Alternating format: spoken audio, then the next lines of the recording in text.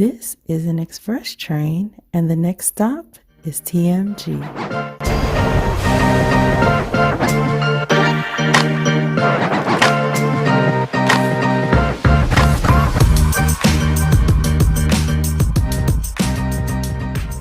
Hi, everybody. Welcome to TMG.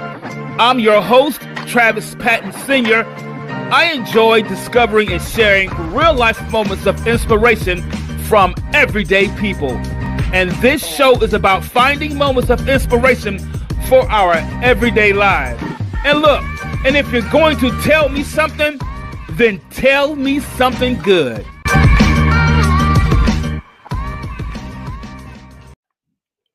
Hi, everybody, and welcome to a new episode of TMG. That's Tell Me Something Good. Well, I'm your host, Travis Patton Sr.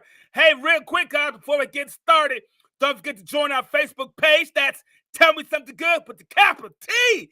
As I'm super excited to be here tonight. I know you say, Travis, look, man, you're always excited. You're always amped up. That's because I try to be, no matter what I do, look at the best positive things that I can. So excited to be here, guys. Look, in a very short time, this show has been heard all around the world. Places like Japan, the Philippines, Nepal, Vietnam. Guys, I'm so glad that you're tuning in wherever you may be tuning in right now. And before we jump right into it, I got to give a shout out to my best supporter, my biggest fan, guys, my lovely wife, Nicole. Nicole, I know you're watching. I know you're listening. That's your shout out for today. Guys, you're really going to enjoy the show tonight. I know you are. Hey, Laura Hunter, I see you watching, girl. How you doing? Listen, the show tonight is going to be something that's going to be really, really great. It's going to captivate if you're listening. So if you're tuning in just a little bit closer because it's going to get real, real good real soon. Guys, today's topic that we're going to talk about is under a spell. Let me ask you guys a question before I bring on my special guest tonight. How many times have you done something or maybe you said something and after doing it and after saying it, you ask yourself this question. You say, what in the world was I thinking? What did I do that for? And you end up scratching your head and you wonder, what made me do that? And sometimes it can be a pattern of behavior or a pattern of thinking, and you begin to feel like, man, I'm losing control, or you feel like you are just under a spell. Guys, tonight we have a very special guest. His name is Jim Kellner, and he is a certified hypnotherapist. He's going to come on. He's going to tell us exactly what that means and how that plays into today's topic. Guys, let me go ahead and bring on Jim. Jim, introduce yourself to everybody. Guys, give Jim a big TMG. How you doing? Travis, thank you. I'm going to try to match your energy, but I don't think that's possible. Yeah, I'm a certified hypnotherapist, so I help people with their personal problems, habits, and making changes. I'm also a stage hypnotist, so I make people do funny stuff on stage. Yes, he does. If you have not seen his show, if you've not seen anything on YouTube, it is hilarious. Guys, Jim Kellner. When you get through with this, I want you to go check out his stuff on YouTube. I'm telling you, it's absolutely hilarious. Hey, Jim, I'm so glad you're here. I'm super excited. As you can see, and my wife sometimes says I wake up on 10. She says, tone it back, tone it back. I get up before she does, so she says, no, it's too early. It's way too early. But I wake up like this because I want to go ahead and seize my day and get started. So today's topic, Jim, I reached out to you and we collaborated and we talked about this. A lot of times, Jim, I've been there. I've said some stuff, done things, and you go, man, what in the world am I thinking? And you feel like we lose control. And we look at today's society and what's happening in the news and happening everywhere. It just seems like there's a lot of impulsive nature, a lot of impulsive behavior that's going on. It seems like people just losing control of just regular things that you would think that 20, 30 years ago, you'd be like, come on, guy, you know not to do those things. But it just seems like there's a lot of a pattern of impulsiveness and impulsive nature happening. Are we losing control? Are we under a spell? What seems to be going on? And you're a hypnotherapist, and I had your partner on here last time, man. Right. Woo, and we had a wonderful time. And we talk about hypnosis, and we hear it in the news, and we've seen pictures of people with hypnosis, and we've even seen TV shows with people hypnotizing people. And when we think of hypnosis, you know what, Jim? We get a picture like this in our mind. Right. One sitting us down and swinging a clock in front of us, right? And Yeah. I'm going to ask you for what exactly is hypnosis? We hear that so much. What exactly is that? Well, I was just thinking I should have brought a coffee cup and stirred the coffee cup while we're doing this. I don't know if everybody's seen that movie, but it's bad news for hypnotists when we see I know, this. right? So what is it? And I want to tell everybody right out there, right up front, pretty much anything you've seen on TV or in movies about hypnosis is incorrect. So don't believe the hype. I wish it worked that good, because if it did, I'd be on an island somewhere with Taylor Swift. I know, right? Don't tell my wife. With bags full of money, by the way. So obviously it doesn't work as well as it does on TV, or wouldn't be here. I mean, love you, Travis, but I wouldn't be here. But I know. Trust me, I wouldn't be here. I'd learn to do it myself. So hypnosis is really just a way of, it's a way of bypassing the critical faculty. And the critical faculty is that part of us. So, when you go, I'm going to quit smoking, and you think that's going to be fine. But there's a part of you that's like, no, you can't quit. You've tried that hundreds of times, thousands of times. That's that critical faculty. What we do is we go around that critical faculty, so that when you say to yourself, or I say to you in hypnosis, you easily quit smoking, it gets easier. So there you go, guys. So here's what I hear. It's like our minds, all of our minds has a guard. And hypnosis is a way to navigate around that natural guard that we have, that's set up in our minds, that really prevents us from really tapping into who we are, tapping into the potential that we have. And I like to say this, that we are all born gifted, or however you want to say, with abilities and potentials we don't know about. And a lot of us, we settle for our minimum potential instead of maximizing our greatest potential a lot of times, because maybe fear, previous traumas, it could be, anxieties, it could be things like, previous embarrassments, or whatever it may be. And what we do is we settle into a certain place, and we think the mindset that we have is normal. We think it's us. And it really isn't, because if we aren't living out our best lives, if we aren't trying each day to tap into our best potential and be who we can and be better, then we are settling for who we could be. I want to go back to what you said about we think it's us, because that's a big deal. And we're seeing a lot more about this in books and everything. Joe Dispenza, I think, getting past you or something like, anyway. And I cover it in my upcoming book as well. There's this, people are kind of attached to who they are. And if you're attached to who you are today, then that version of you can't get those things that you want, because if you could, you'd have already done it.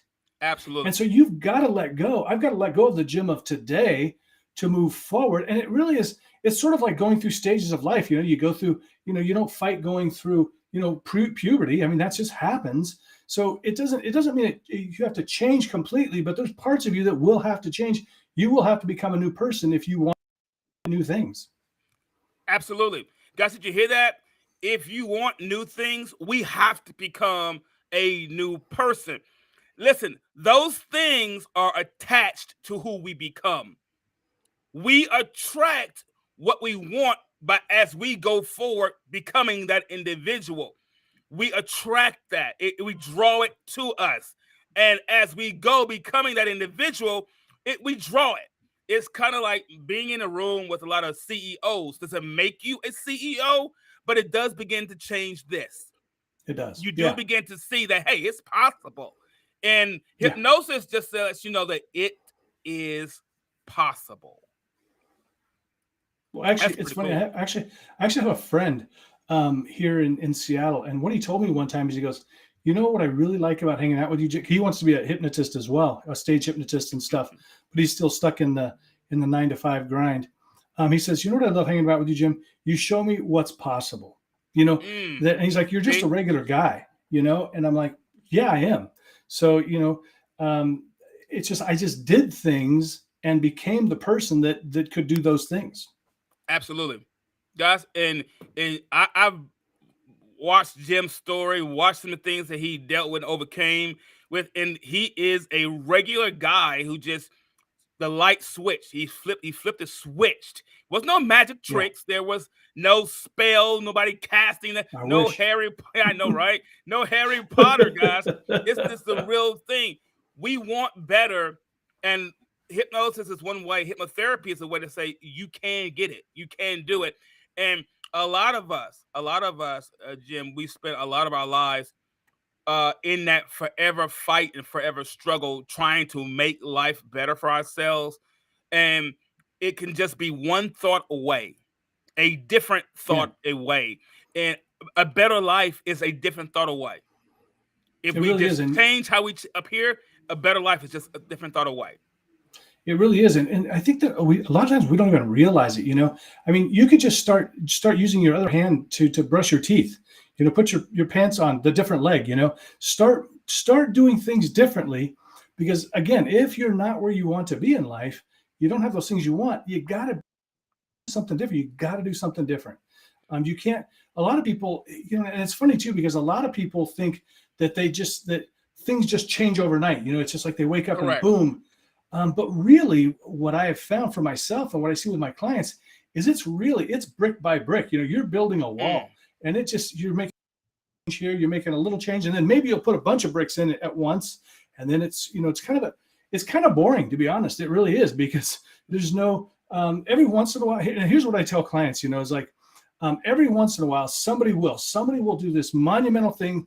They'll change their life completely. They drop 100 pounds and then they go on TV and they make $1 million. But the reason we hear about those stories is because they're so rare. Correct. They're not the regular way it happens. It's not sexy. It's not glamorous. Nobody wants to hear that. You know, you just got to get up every day and go for a walk if you want to take off the weight. You know, it's every day you got to, you know, eat some more vegetables or whatever it is. They don't want to hear that. They want the magic. They want that magic wand. and you're right. And that's the whole point, where when we do things and say things that are kind of impulsive natures and impulsive behaviors, it's because our minds are now programmed to have that instant gratification, that instant fix, that instant in the moment happening. And we can break away from those things.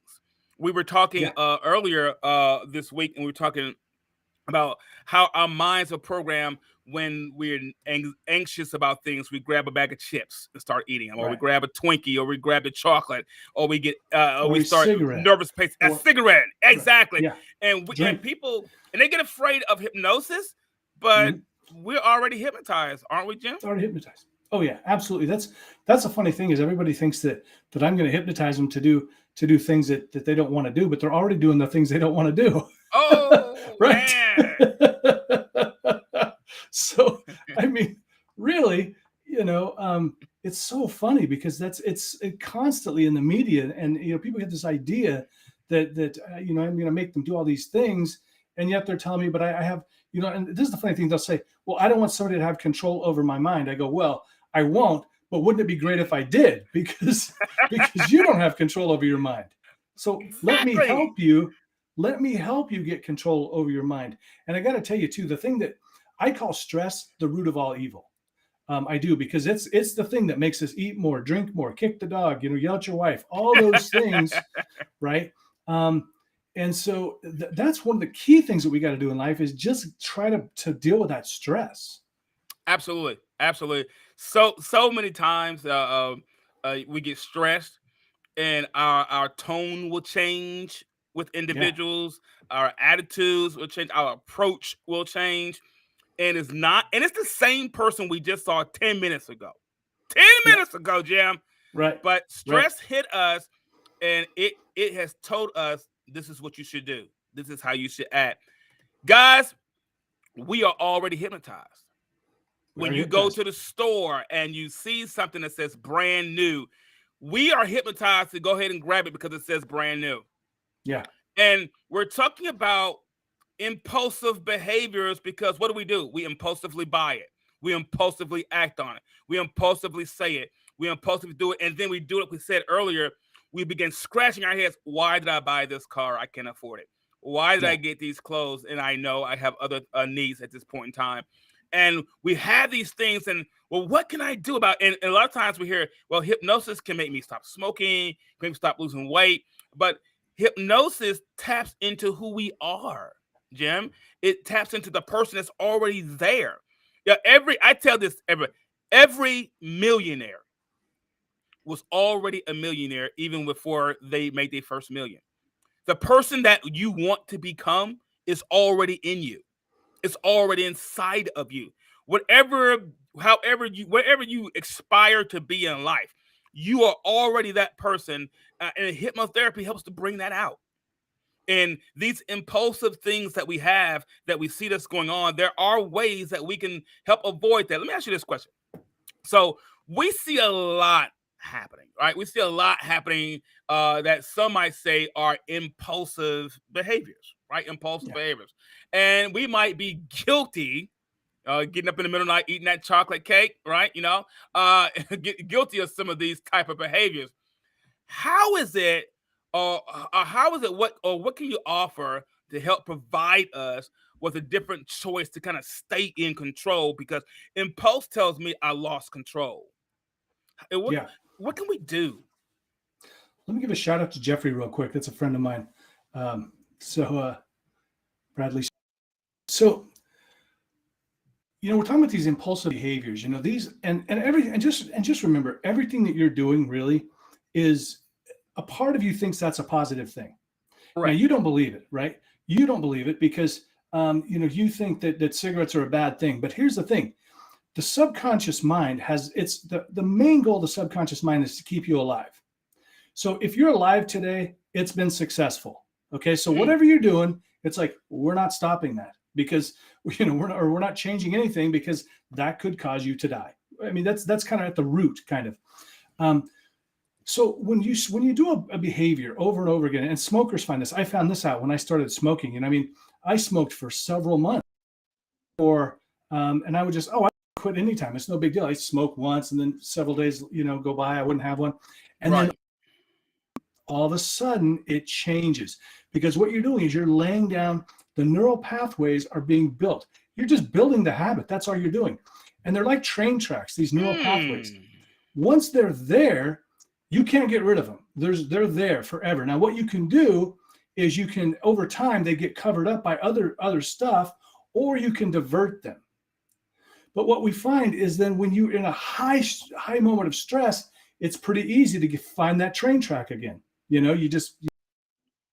So what I do in hypnosis, a lot of what I do is just coaching. When I'll use smoking as an example because it's such a funny thing, because what clients will tell me is, I can't quit smoking because how will I deal with my stress?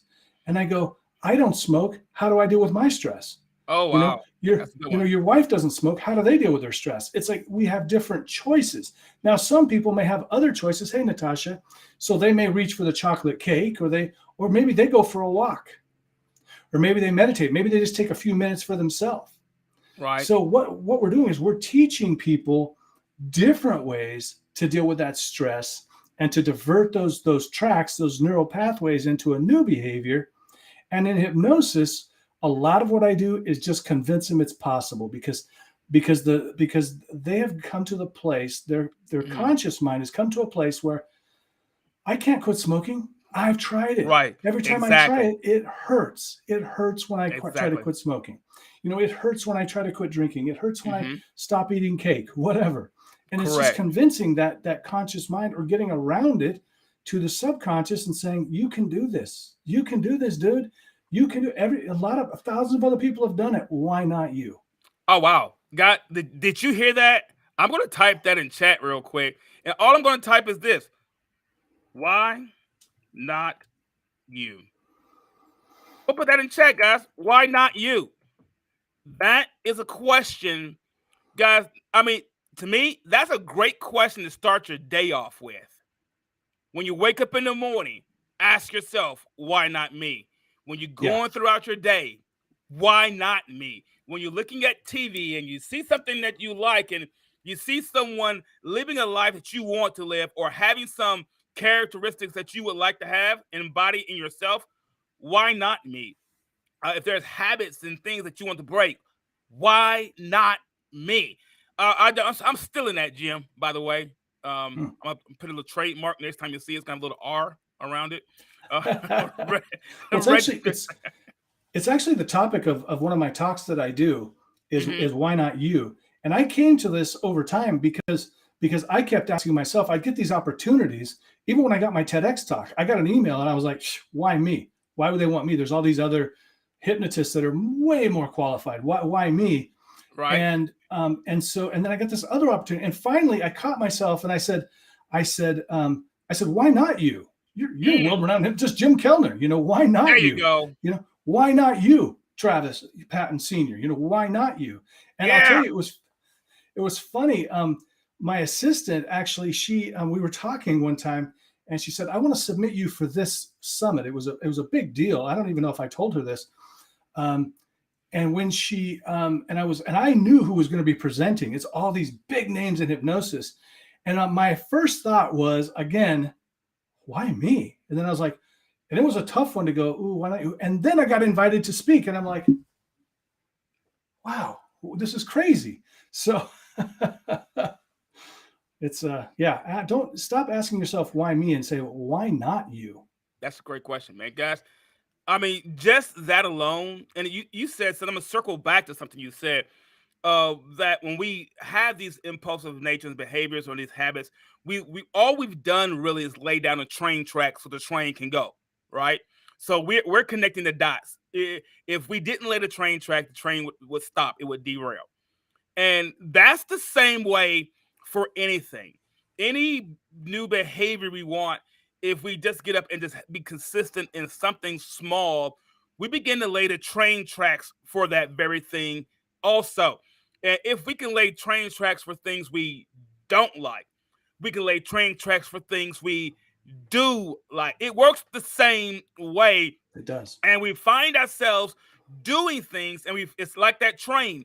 We find ourselves arriving in places we've always wanted to arrive at. We find ourselves arriving in destinations and being in places we've always wanted to be, because we've laid down that track. We've laid down that track. So that's good. That's good. Ask that question. Though we hear this. Let me ask you this. And hypnosis has always had kind of a negative connotation, or mystical kind of connotation attached to it. What might be some signals? We're talking about impulsive natures here. What might be some signals that we are acting or responding impulsively? And what in the world can we do? Because I know if you're listening to this tonight, or if you're going to listen to it later on, we all have done that, said that. Man, what in the world? What are some signals that we're acting impulsively? Or are there any that we can notice? Well, what I would say is you really want to. I think it's tough if you're not working with somebody, and I don't mean just a hypnotist, because if that's not your thing, you could also utilize guided meditation, or you could use cognitive behavioral therapy, or something like that. It really is. It's tough at first. It really is. If you're doing this on your own, I'll be honest, it really is tough to do on your own at first, because you've got to start to what I want you to do is just start paying attention. That's the problem. Is most of us we're just going through life. We're hypnotized. We're not paying attention, right? Correct. We are just going. We're just coasting through life. And if you don't believe me, think about this. You ever lost your car keys? It's because you were hypnotized, right? I love that. You put your car keys down. You weren't focused. The other thing too is I would say is, before I forget, I'll come back to that too. But there's one of my colleagues, Dr. Richard Nongard. He did a TEDx talk on mindfulness, and mindfulness I have found to be just an incredibly powerful self-help tool. And at its essence, the way you practice mindfulness is you focus on your breathing. And so, as I'm talking to you, I can kind of just focus on each breath in, each breath out. And when you're driving, whatever you're doing, you just focus on that. It keeps you in the moment, so your mind isn't everywhere else. Correct. And then and most of us, we can kind of tell if you start paying attention. If you're paying attention from now on, just make a note or something, a sticky note. I'm going to pay attention, because you start to feel yourself escalate. Correct. And that's when okay, you know what? I'm not in a good place right now, so I need to go away, because a lot of people do, myself included, sometimes it's like I feel it coming on, I'm irritable, and I don't do anything about it, and I just keep going, and then what do you know? Then I snap at my wife, or I do whatever. It's a great time to go for a walk around the block. Correct. It's a good time to do some deep breathing. It's a great time to do whatever you think is going to help you to de-escalate that. And I think it'll make a big difference. It's that paying attention part. After a while, like now, like I can recognize it almost immediately. I go, yep, I'm getting to that place. If I don't do something, that I'm going to pull the trigger. Exactly. And I do the same thing. Jim, what I do a lot of times with mindfulness, when I feel myself getting to that point, let me just slow my breathing down. And I heard someone say this: when we begin to slow our breathing down and let our breathing take over, it begins to feed oxygen to the front part of our brain, where we do most of, to a part of our brain that does all the thinking. And we can begin to become more rational than irrational. And we can start thinking through the consequences a little bit better. Right. When you're getting ready in a car lot, and the salesman's all hype and excited, he's got you all ready to buy. Yeah, man, ride a car. Yeah. And we're all emotional, but we're not calm. We're not focused. We leave the lot with a wonderful looking car until that first payment comes. Exactly. And then we're reminded, I knew I should not have gotten this vehicle. And it's too late, because they won't take it back now, Jim. Exactly. There is no returns. I want to give a shout out to Mark, and he just reminded me of something, because I used to have really terrible, just get so angry in traffic, and I will still, if I don't do something about it. And so one of the things, and I worked with a client on this too, because I did it for myself, and then I worked with a client. She said it made a huge difference. Is if you will take whatever that thing is that's bothering you, whether it's your spouse or the person at the bar, or you're driving or whatever, just think of that as a color. You think of that as some kind of a color that you can associate with that. For me, it was red. It was like the anger of red, that's what you associate with that situation. And then just imagine yourself floating up above it, and then looking down. And I found that was really powerful, because I kind of get this almost a smug feeling, because I'm like, oh, I'm above all that. You can't bother me. I'm above all this. Guys, listen. What we're saying is this: we all will be faced with impulse emotions, impulse feeling, because we're human. We're not saying that we're superhuman, but we're saying there are things that we can do. And what Jim does with hypnotherapy is help us tap into it once again, guys, to what is possible inside of us. And the show TMG, Tell Me Something Good, it's all about speaking to what's positive and what's possible in us. What is possible? Because we all want to know what we're possible or capable of doing, the potential that lies in all of us, and that's what we all want to know about. Um, Good strategy, Natasha. So Natasha had a great strategy, and what did Natasha say? Yeah, I like that. Setting some random alarms on her phone with little messages to stop Oh, and that's good. take a few minutes. Yeah, the thing is don't try to push through it, because most of us, we're just not strong enough. We fail, and so this is, and I'll tell you, this is one of the greatest. This is one of the greatest things that I came a while back, was like, I'm gonna fail at things. So what can I do to prevent myself from failing? And the great example of that is my phone. When I go to a store, I go to the doctor or something, I always want to lay it on the counter. I always want to do that. But I did that once, and I ran back in, and some woman was starting to put it in her purse, and I was like, What? yeah, seriously. And she goes, What? oh, I thought it was mine. Like, oh yeah, Oh, right. yeah, right. Sure you did. So what I have to do is I have to consciously say to myself every time I start, no, I never put it, no matter how convenient it is, I never set my phone down. I never set it, it goes into my pocket. So a lot of times people will look at successful people and they'll think, oh, they just born that way. Correct. Believe me, people, I was not born this way. I was not born, the badass Jim Kellner. I was not. Or maybe I was. Actually, let me just say that, because you had mentioned something earlier that we're kind of born with this thing. I think we're like a new car. When we're born, we're a new car. We roll off but then we get all the dings, and we get the chips exactly in the windshield. If you think that, because people always say, well, just be yourself. Don't crap yourself. Be a better yourself. a better version of yourself. And you don't even know who you are, because you've got all these dents. You've got all these cracks in the windshield. You don't even know who you are. Exactly. Jim, you're reading my brain, man. I tell people that you have no clue who you are.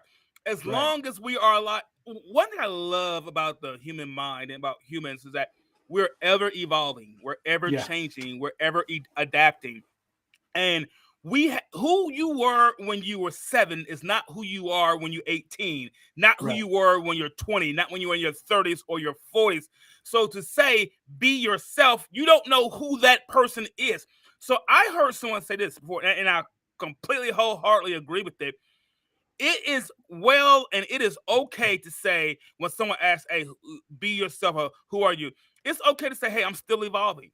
I don't know who I really am right now. I'm still evolving. I'm 52 years old, Jim. I have no clue who I'm going to be at 62 or 72. I just know who I am now. Embrace that and become the better version of who you are. Being yourself, what does that even mean? Yeah, it's such a trite cliche. I think there's good intentions behind it. People are saying, don't change yourself for other people. What they're really meaning, or don't if you're an artist, don't change yourself to go do this or something. It gives people this idea that that they shouldn't change. And a lot of people think they can't change. They're like, well, God, I've been this way for 52 years. How can I possibly change? But you've changed all kinds of things throughout your life. Absolutely. Whether you think about it or not. And here's what I think about this.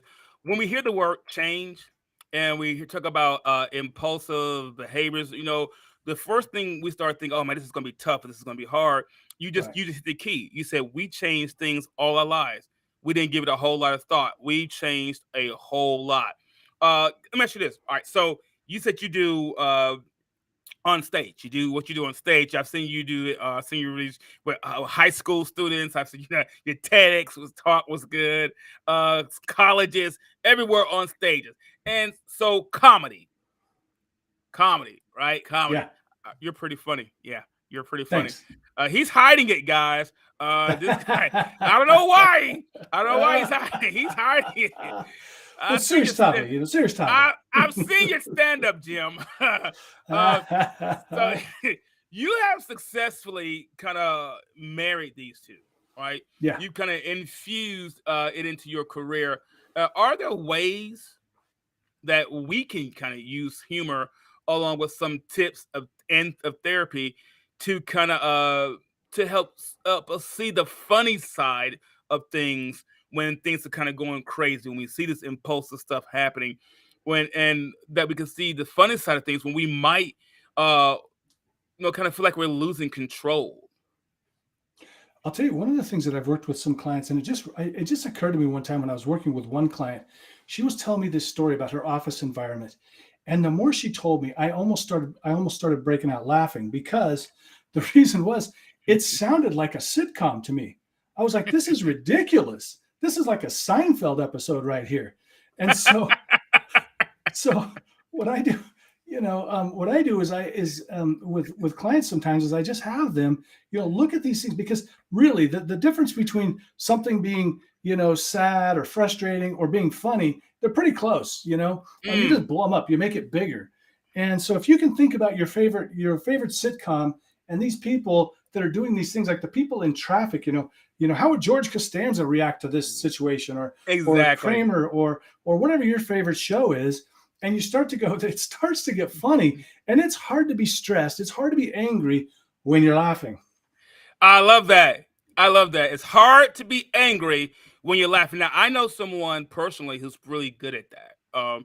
They may be upset about something, and they'll show it a little bit. But one thing they really do is they will start thinking about something that was funny, and then they'll just kind of roll off the back. And my wife, she's pretty good at that. She'll think about something that's funny, and then she'll and it's gone. So that switch is there. It can be turned on. It can be turned off. We just have to be willing to do that. I love the comments that everyone is joining in. Natasha asks, habit stacking is the most powerful strategy ever. Repeat one thing. Absolutely. Repeat one thing until it becomes a natural response. Motivation will come and go, but when you lack motivation, those unconscious automatic reflex actions will still get things done. Natasha, your point on with that. That's the point about building those small, consistent things. You said building those layers, those bricks. One thing after the next. It's a little foundation.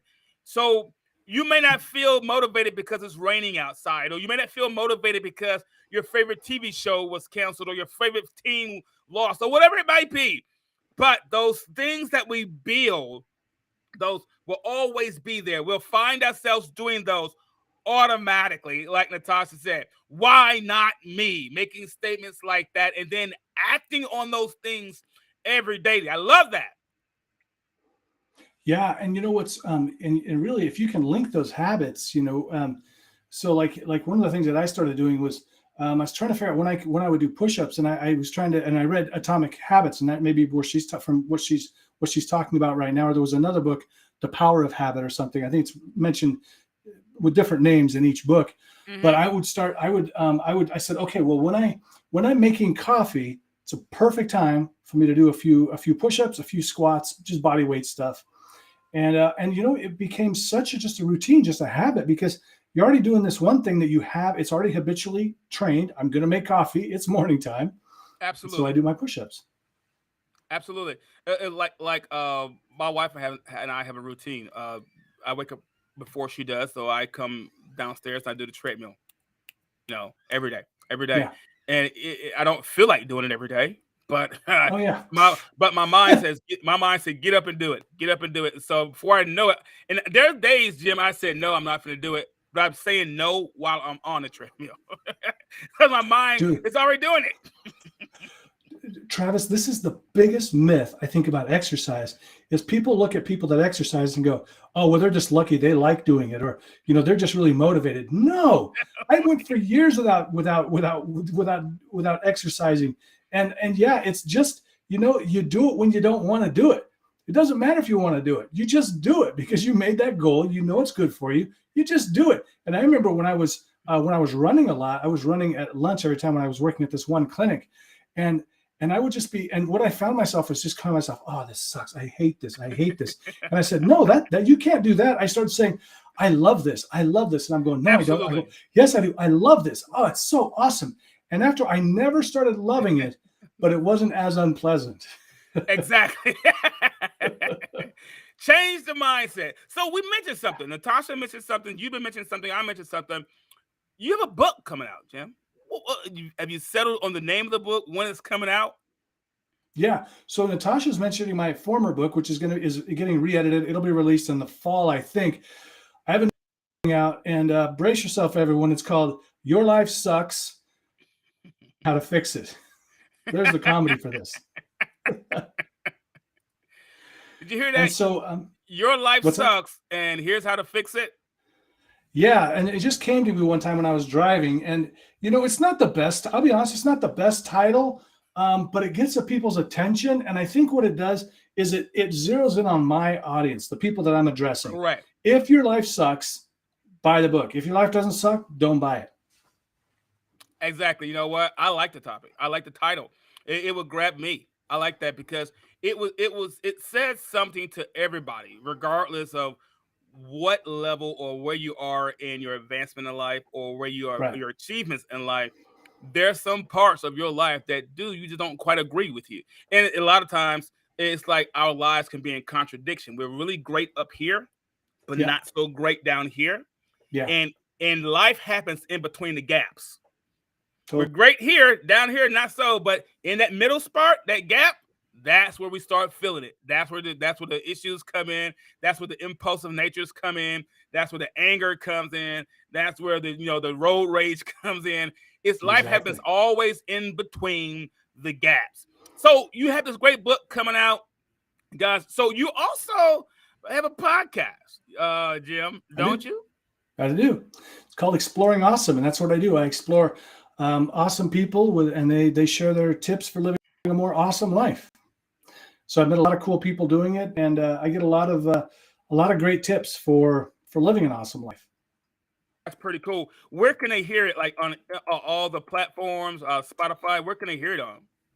Yeah, on Spotify's the best right now. I'm trying to get I'm importing from the platform I used before, and it's just been a nightmare. So it's hard to get it on Apple right now, I think, and Google, but you can definitely get it on Spotify.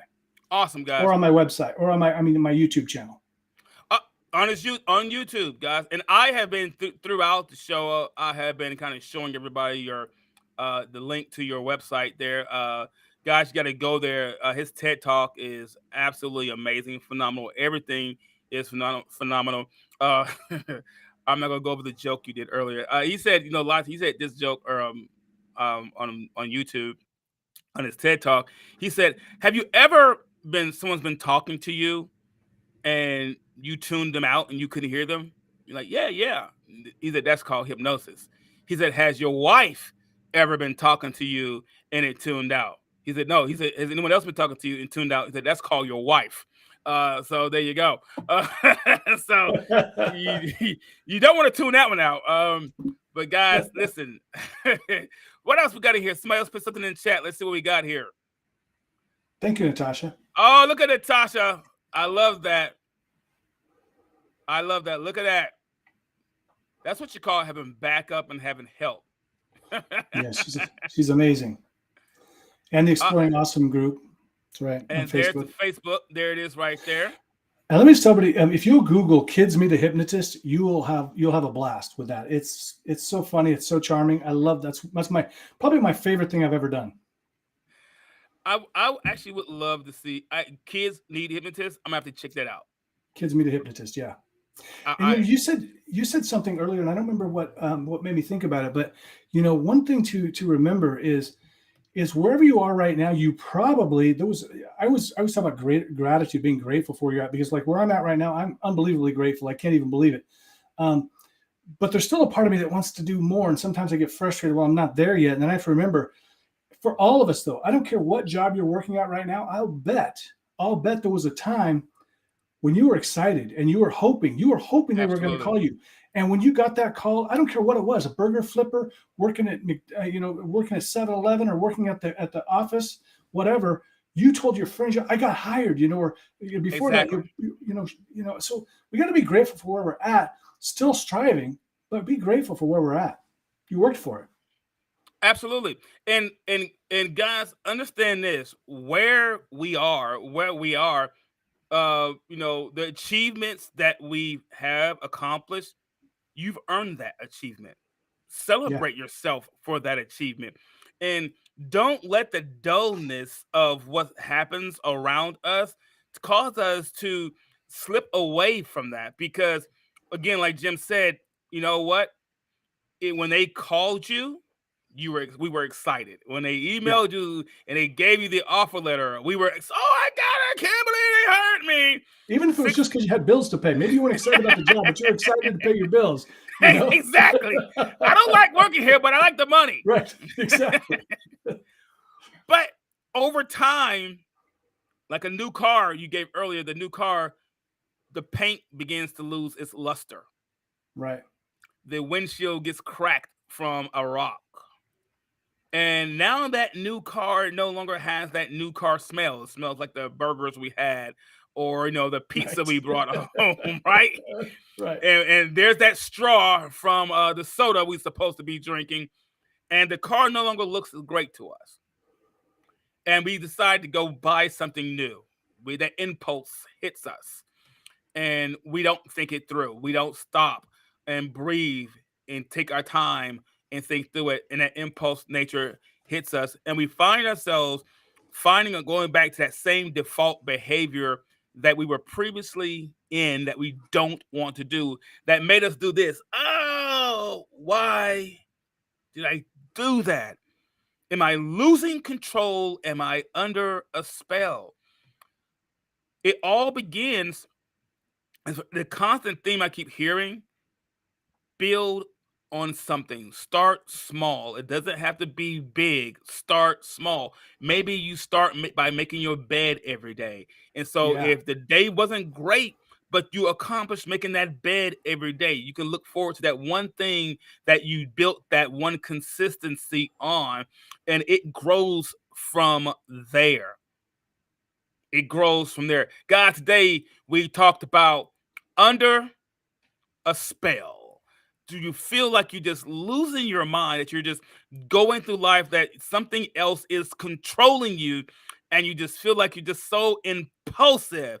Jim Kellner has shared some great information, some great tips on what we can do and on how we can manage these impulsive things that we seemingly say we can't do without, that we have to have, that we're going to do it no matter what. And guys, I'm here to tell you that is not the truth. Let me get started here with this, Jim, real quick. Because if I don't, somebody's going to say something to me. Jim, let me tell you this, man. Thank you so much for joining the show. I'm absolutely excited and ecstatic that you decided to take the time out your day and be here. Thank you for having me, Travis. Having a blast. Really great conversation. I love it. I love it. Guys, listen, you know what time it is. It's that time. We got to get out of here today. I'm super excited that everybody joined in. Everybody was listening. And listen, if you're going to go back and watch this, you better watch it and enjoy it. Or maybe you decide you're going to tune in on one of your favorite streaming platforms like Apple Podcasts, Pandora, Google Podcasts, Spotify, iHeartRadio, and so many more. And don't forget, you can tune in right here each week, 4 p.m. Central Standard Time, live on Facebook. That's 5 p.m. Eastern, 3 p.m. Pacific Time, guys. Don't forget, you can join in right here. And if you're going to tell me something good. I'm out of here. Peace. We got to go, y'all.